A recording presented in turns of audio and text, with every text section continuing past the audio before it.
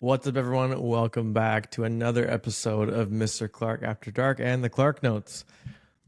I wanted to kind of go 2 episodes in a row here with the Clarke Notes because one, I actually had way too many things that I had not touched on actually in the 101st episode, or the kind of Mr. Clarke After Dark 101. I kind of joked, if you had listened to all 101 episodes leading up to that moment, I first off apologize for you for hearing me.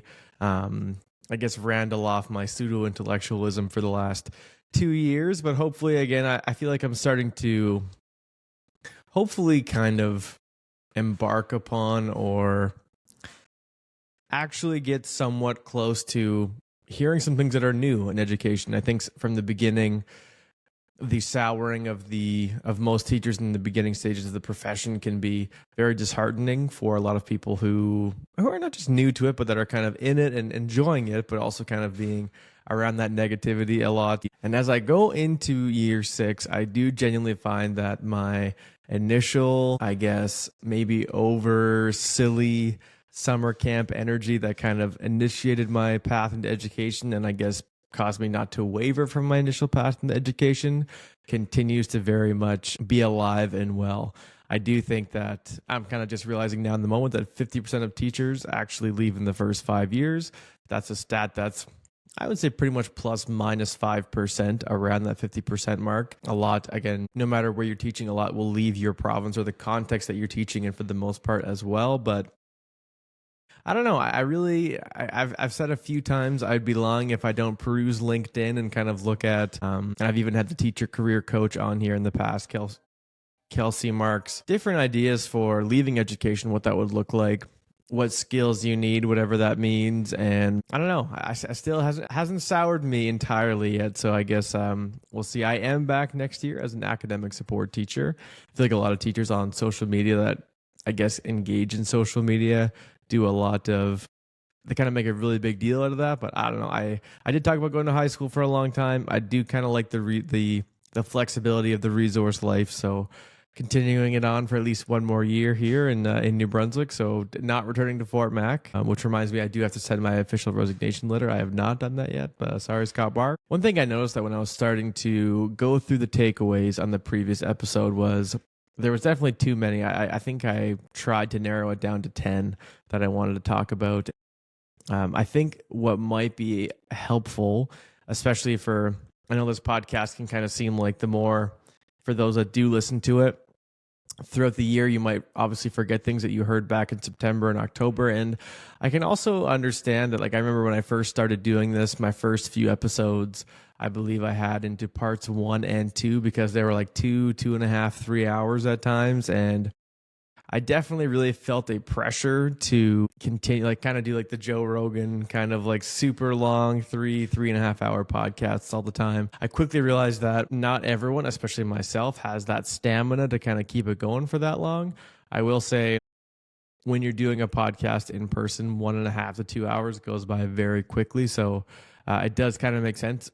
One thing I really do not like about doing podcasts online, which has been the bulk of what I've been doing, is that you see the clock. Like even right now, I'm watching myself do this podcast and I can see the timer going up on the bottom.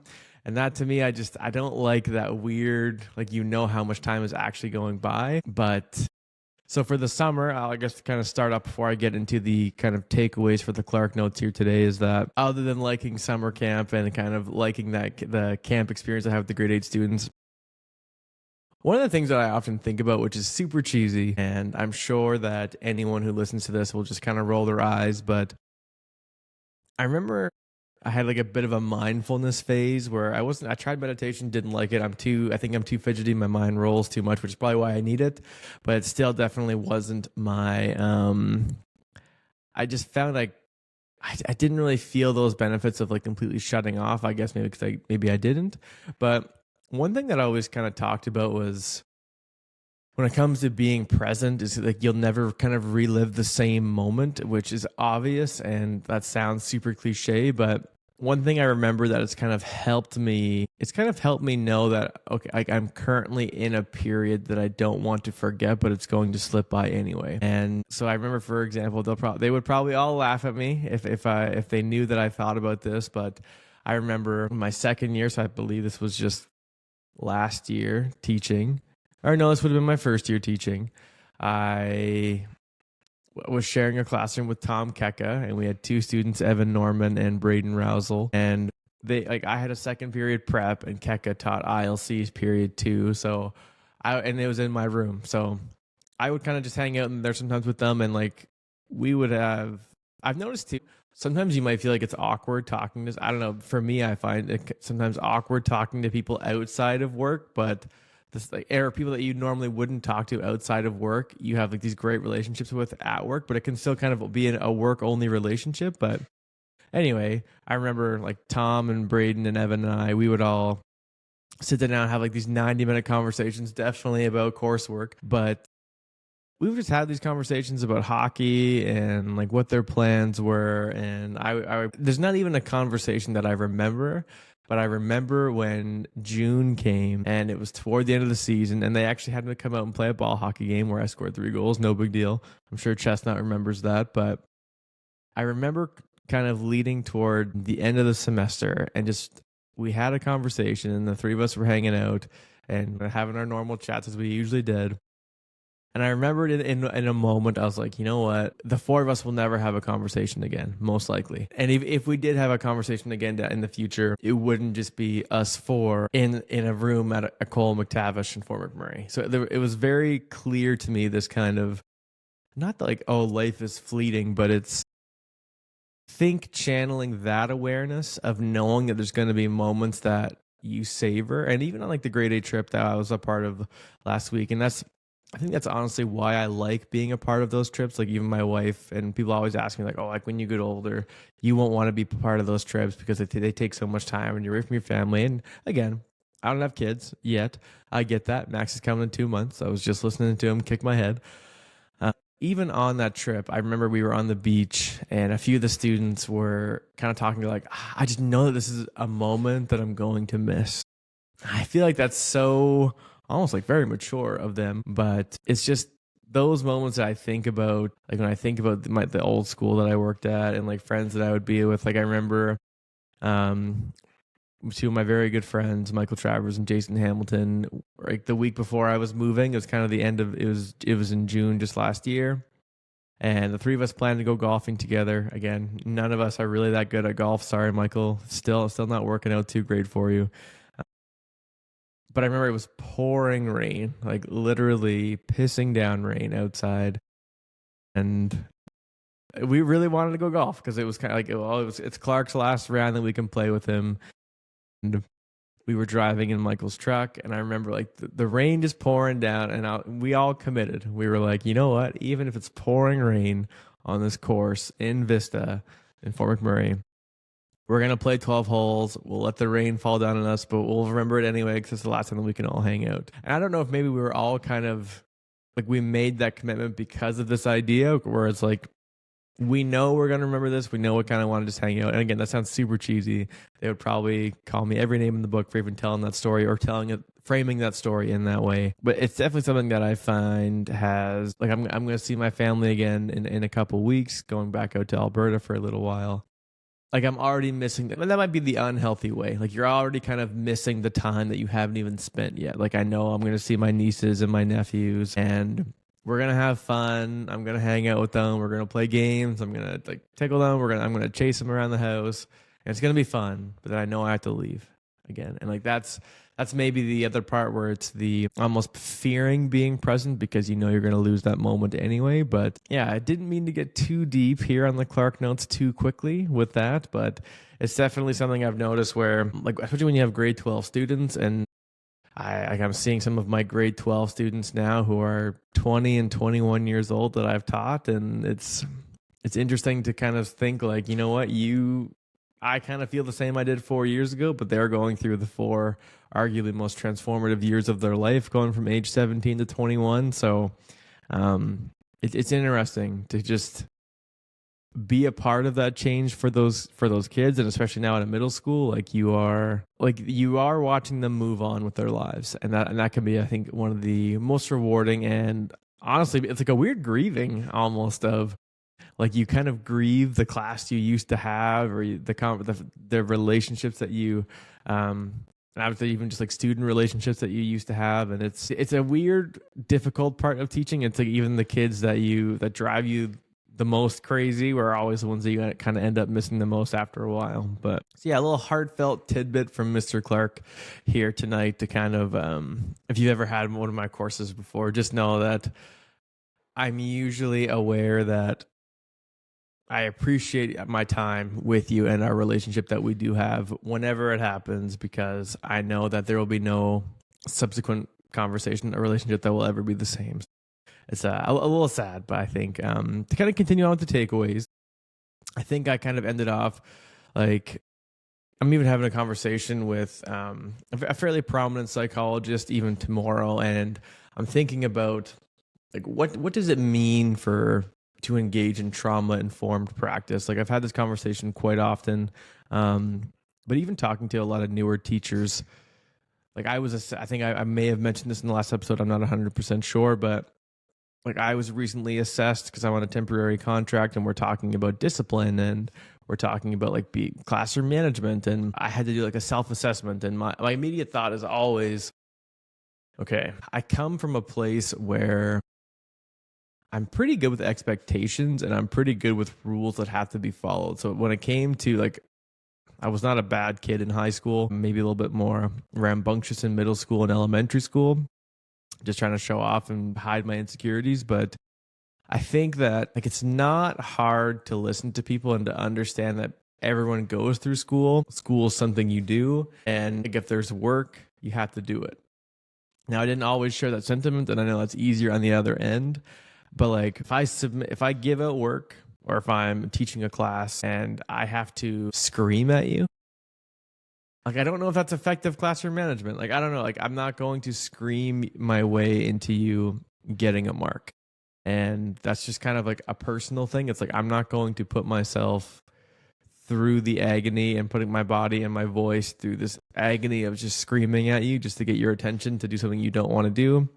If you don't want to do it, I can collect your unfinished work and I can give you a grade accordingly. That's kind of always been my attitude. Does that show up as potentially bad classroom management? Bad's probably not a very good descriptor of that, but I've just always taken the stance of like, I don't want to yell in a classroom. And I think that comes from like, can a teacher behave in a way that potentially re-traumatizes the entire classroom? Now, I think a lot of times you'll hear that about, when you're talking about stories of like colonization, or you're talking about like intergenerational traumatic stories, that's kind of like trauma-informed practice of like knowing who your audience is and the content that you're teaching. But again, the first thing, like I feel my kind of hair rise or my tail go up when someone's yelling. And that's still the case. And so clearly it grabs attention for sure. I'm not going to say that it doesn't, but if the difference between me being good with classroom management and bad at classroom management is that I have to scream at my kids to do what they need to do, I'm okay with not having good classroom management, if that's what the definition of it is. I guess, what do I think? Bold move going into year 6. Am I going to define classroom management here? But I think that just comes from like the trauma-informed practices that if you have kids that are constantly being yelled at home and like that's all they're used to, the unfortunate part is that because that's all that they're used to, that is how they respond, and that's how you do regain control of the classroom, which I get. I guess I just don't want to be one of the reinforcers of that. Obviously, like getting your class to just calm down generally by raising your voice, not necessarily yelling. I think there is a distinction there, but I don't know if I know what good classroom management is. I know that structures and routines obviously do not require yelling. I know, for example, in our ELA and math classes in my school, like we always have pretty solid bell ringers. We have kids line up outside the door. We greet them at the door. Again, they're still usually pretty bad once they're in the room, but I think that's a structure and a routine that the students are used to. And I think that, I don't know. I don't think there's a perfect answer to it, but I do think it's weird to kind of give like, are you unsatisfactory? Are you basic? Are you proficient? Or are you distinguished at classroom management? Like I think the people that I've observed or have the privilege to have been a part of their classes when they're talking and when they're teaching, I'm just gonna say shout out Pam Hawkins. I think one of the best career managers I've ever seen. She just, I feel like there's no other way than to just say when you walk in, you just know that she gets it. She's just fantastic with her students. She's always on alert. She's always responsive. She's always giving, like, reminding kids of growth mindset and reminding them to try and showing them what they're capable of and reminding them what they're capable of and picking up on like the second you start to lose the flow of the lesson, she knows why it's happening and how to interject and how to get everyone back on board. So that I think is, and I think my issue, kind of where I think criticism is due, is that sometimes, like, or often, I feed into that. Like, it's going off the rails and it's like someone's trying to get me off topic. Like, I know I've been working with a student who one-on-one lately who's been telling me, like, you know what, Clarke? It's actually so easy to get you off topic. And I was like, what? I was like, what do you mean? So I just got to ask you a question about, like, who your favorite hockey player is, or like what your favorite sport is, or something. And you just go on tangents. So I'm starting to recognize that, not greatly, but I do think that, I don't know, is that good relationships? Is it not effective teaching? Who knows? I mean, maybe it's not the most effective teaching, and maybe by year 10, I'll finally have that nailed down. But I don't know. It's just something I feel like it's one of these truths that I'm maybe starting to consolidate as I become more of a veteran in teaching, where I'm like, I just don't know. Like, I kind of know what teacher I don't want to be, and just like, I just don't want to yell. That's not who I am. Maybe parenting will sour me. Who knows? But I don't know, if you kind of reward bitter behavior with excellence, I don't know if that's necessarily the proper way to navigate, I guess, feedback on classroom management. I think that being said too, I can kind of personally, I guess, anecdotally say that I feel like when I first started teaching neuroscience and trauma-informed practice were these, and like regulating the nervous system and self-care and burnout, these things were all super rampant. It was very cool that we were having these conversations. And I guess the kind of takeaway is that neuroscience learning, or the implementation of neuroscience learning, has stalled and is not working. Is that a bold claim? I don't know. I'm not a neuroscience expert.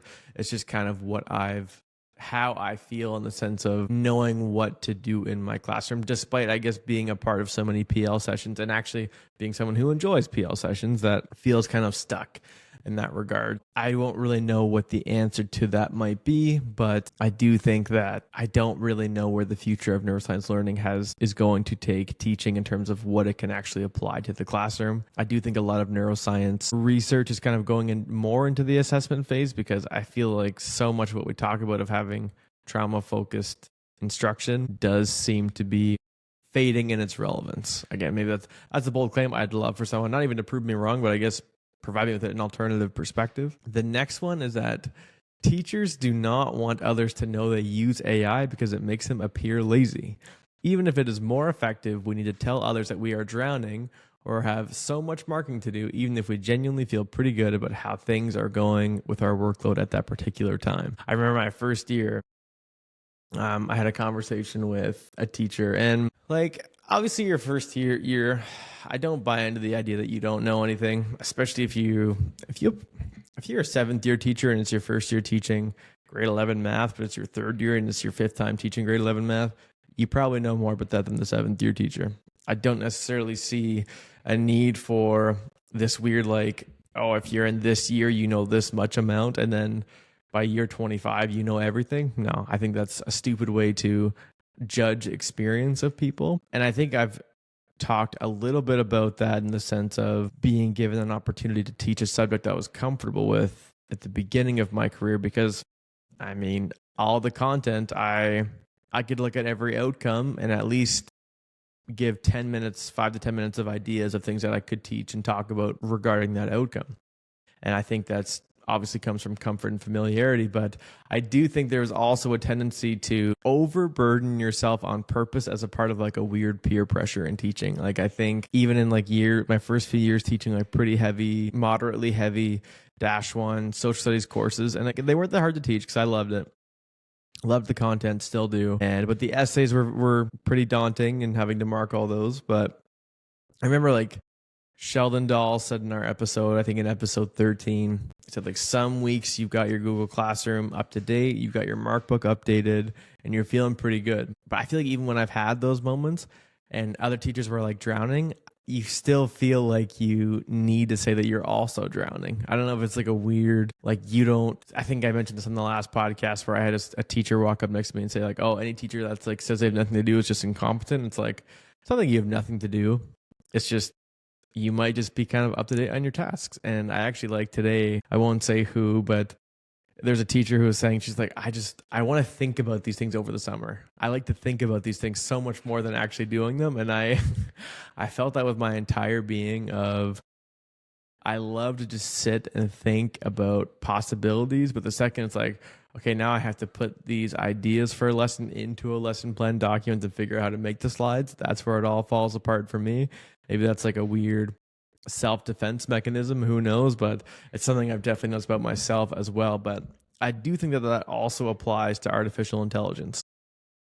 I mean, we were using Chad GPT, my name for Chat GPT, for trying to come up with themes for our ELA professional learning cohort here next year. And I was like, I was just typing, I was like, let's just see if we can get some ideas. But like, even doing that, you feel gross almost. They're like, he's going to talk to Chad and see what he has to say. And I'm like, I just don't, but I think that's the same way where if all of my students, I showed genuine growth of learning, but I was like, yeah, I didn't actually really do a whole lot. I just kind of figured out how to give them like an AI tutor and they all kind of went on it themselves. Like, I feel like people would be more upset at that than you saying, oh, I worked 60 hours this week, but my kids actually learned nothing. But as long as you are kind of in the suck with them, then that means you're a good teacher. I don't know.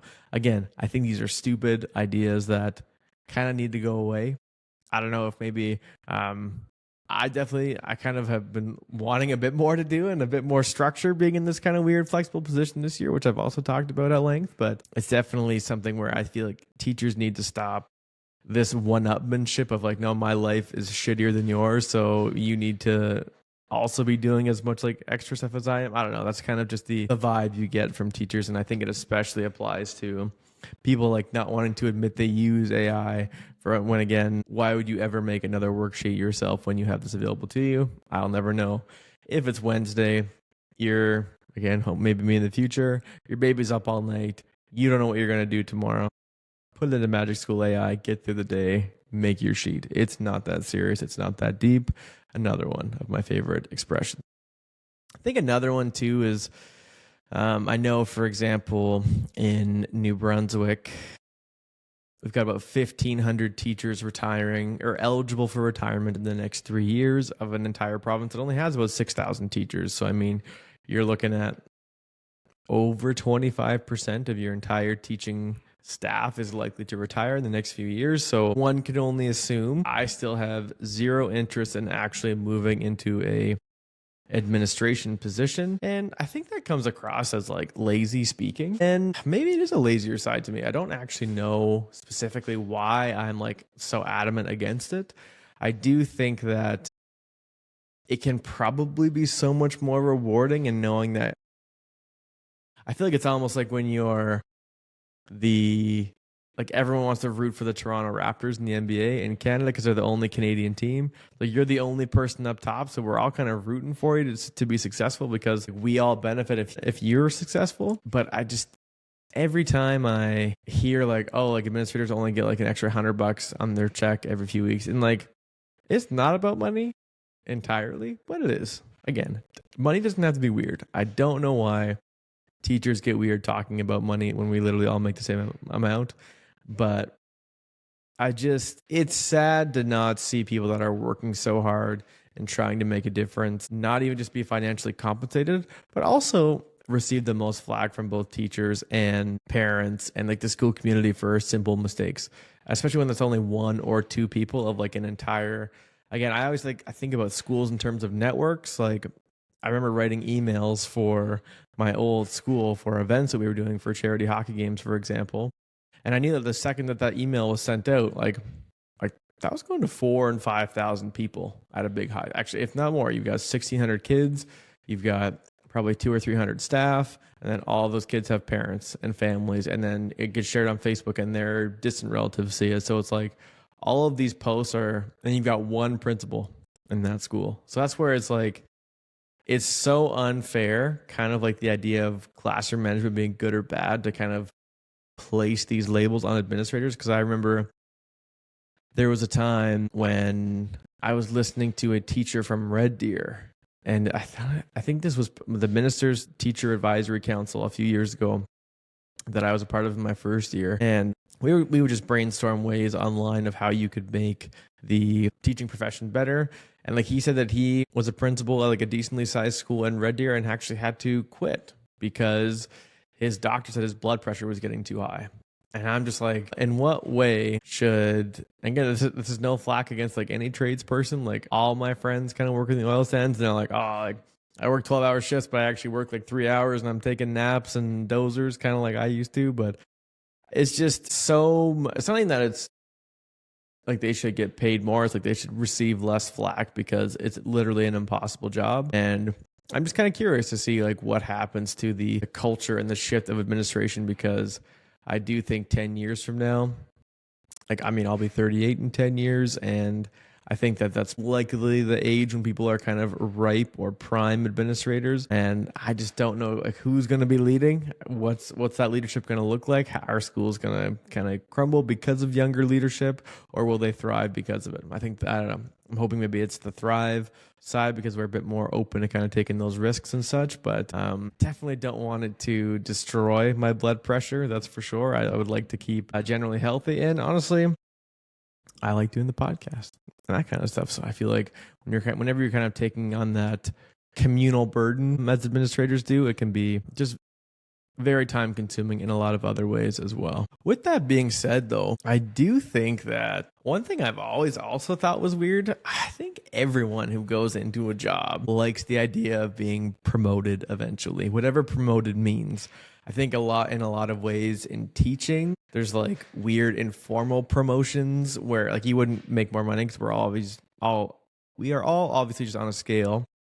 But maybe after 3 or 4 years in your building, like you can kind of start to pick away at what you want your schedule to look like. And if your principal's okay with covering a period for you when you got to go out for an appointment quick, or if you just get more flexibility, I feel is kind of the informal promotion in teaching is what I've learned and kind of observed anyway. But it should not be weird that if a teacher says in their second or third year, I think it's weird to say, you know what, I think I should be vice principal or principal of this school because I can do it better than this person. I think that's weird. But to sit there and be like, you know what, I think in the future I'd like to be a leader and try to be like, you know, I think I could try to be a VP. Like I would try that out and maybe hopefully I could make a difference and actually like learn things in my next few years to try to help teachers not go through this. That would, I think, honestly, if anyone else did that would be blasphemy. I feel like you would not see, or they'd be like, oh, who's this weird person who think that they can lead? And I'm like, you need people like that. Like you need people who are like, you know what? And actually, I won't say the name, but I'm seeing people that are being recently promoted to principals in my old community. And there's just like people who like, they kind of lead by example and they lead through action, which I totally, like, I'm not saying I don't admire that, but I'm also saying like, you know what? Yeah, one day I'd like to be a principal. I think I could run a school. Not that I could do it perfectly right now, especially if someone hasn't done it. But seeing someone that's willing to kind of take that chance and to follow that path, I feel like is so admirable, especially when people like me who's like, no, I would never want to do that. So I don't know. I think it's like self-interest is in teaching is seen immediately as selfish. And I don't think that's the right way to do it. I think that we should encourage people to take it upon themselves to say, you know what? I think I can make a difference. I literally entered a profession that's like, we have terms like saying we're in it for the outcome, not the income. Like, okay, like we're literally in it for that. Don't make it weird when someone actually takes the leap to try and do that. But yeah, I think that's just weird. I don't know why that has to be weird. Let people try to take those chances and those leaps if they want to, and don't make them feel weird about it. One of the last one, I'll kind of go to, I still have more. I got like another 8 more here that I'll have to go into for the Clarke notes here in the summer. But it's new teachers actually want to be told what to do. One thing I won't even repeat it because I've said it so many times about myself, but even other new teachers that we've had this year, like we kind of find it funny that in our PLC group, it's working so well in the terms that we are all committed to the same goal of just trying to create effective, well-planned, engaging units for our students. We're talking about like the way that we're collaborating. And then we're all also new teachers. Like I think I'm the second most experienced one in the group, but I'm also new to the district. So I kind of had that fresh glow, I guess. But it's weird to me when people are so set in their ways, even if you're doing a great job. If anything, if you're doing a great job, those areas are the times where you have the ability to be the voice in the room, where you can actually combat and go against what's being said if you have a proper answer for doing so. But to never be open to actually being a part of these groups and actually trying to implement, anyone can change for the better. And usually whatever it is that you're doing can be improved upon. So it's just weird to me to hear like when coaches talked about like some schools aren't actually engaged and involved in trying to try new things. And I'm like, I think that's just what makes it fun. I don't know. For me personally, I could never. Maybe I take Socrates' quote too far, and all that I know is that I know nothing. But I mean, you can kind of only go off of by what you think works. But I feel like if you're coming at it from I feel comfortable with what I'm doing, therefore I don't want to learn how to change things, I think that's weird.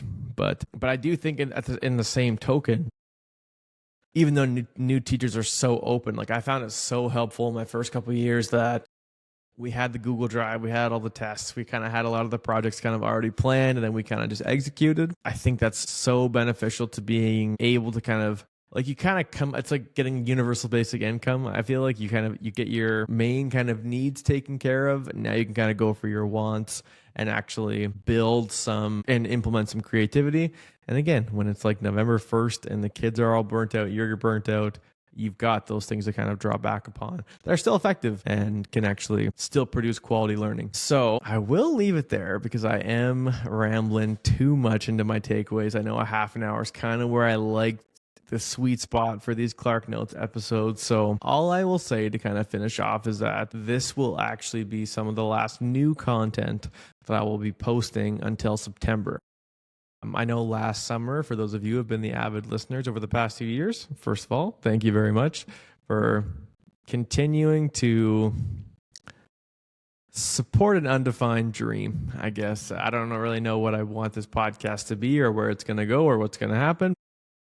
Sitting here, recording, and hearing people give positive feedback in person has always been fun, and I've always appreciated it. The next 17 episodes will be new content. It will be with a former student of mine who was actually on a travel group with me. So her and I are going to have a discussion, which has not happened yet. I don't really know where I'm going to go with that conversation. I think there's some potential to talk about like student-teacher relationships and things of that nature. I think for sure is kind of going to be one of the core themes, the importance of travel, kind of some cheesy stuff. And we'll tell some stories from our trip. Maybe I'll even show some videos from our travel group. But the next 16 episodes, so I only post 5 episodes a month. And I've been doing 5 episodes a month now for about a year. 1 Clarke Notes one and 4 new ones. And in the summer, I'm actually going to post 8 per month. So July and August, we'll have 2 episodes per week, 1 on Tuesday, 1 on Thursday, and they will be no more than 30 minutes. They're going to be like the Mr. Clarke Essentials series. I'll still kind of tally them up. So by the end of August, I should be at episode like 118 or something. And then the reason for that, obviously, I'm having a baby. So I'll be... I have about 7 episodes recorded kind of for the fall already, and I'm hoping to kind of record like say 16 or 17 and kind of have maybe even up until Christmas already recorded, kind of going into this new I hate the term season of life, but I guess my entrance to fatherhood. I know there's going to be a lot of poo-poo diapers. There'll be a lot of times where I just wish I was recording podcasts in the spring when I had very few actual cares. I definitely still want to continue doing this podcast even when I become a dad and with all the time that takes up. So I'll definitely still prioritize some time for it when I can. But I think for sure 16 episodes of essentials, and in those essentials videos, like I'm thinking of a few off the top of my head, like George Koros, Amy Marshall, Aaron Schreier, even Daryl Davis. Like these were all some of my favorite episodes that I've done. And a lot of them were like an hour and a half, 2 hours. And I get it. That's a long time to commit to listening to an episode of a podcast, for any podcast, especially even for myself, especially if you know me and you can't handle listening for that long. I get that. But I will be posting, I'll kind of be going back through those episodes, cutting them down, trying to find like what are the most kind of important kind of line by line, potentially even takeaways, and editing those down to about 30 minutes so it's a bit more consumable or a bit more efficient for the listener. So that I think they can still get the value that I got from it and don't have to kind of go through the entire battle of listening through it. Yeah. So this will be the last Clarke Notes episode, the last independent one, as I won't be posting any in the summer until September. Thank you all again so much for another awesome year producing the podcast. I hope next year, I already have some really cool guests lined up for the fall, so I'm really excited about the future direction of where this podcast can go. Yeah. Seize the day, don't do drugs, and keep on listening. Thank you guys.